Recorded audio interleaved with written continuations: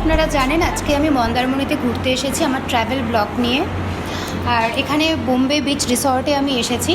এখানে সকাল থেকে আমি প্রচণ্ড মজা করেছি। চিলড্রেন্স পার্ক আছে, সামনে আমাদের সি বিচ আছে, বিভিন্ন বাগান আছে এখানে। তো দেখে আমার খুব ভালো লেগেছে। তো সকাল থেকে করে আমি প্রচণ্ড টায়ার্ড এসব ঘুরে ফিরে মজা করে। তো এখন আমি এসেছি বোম্বে বিচ রিসর্টের ডিনার করতে। এখানে আমার আজকের মেনু হচ্ছে sweet lemon juice, salad, green salad, murgh masala and রুটি। তো আমি একটু টেস্ট করে দেখি কেমন হয়েছে আজকের রান্না।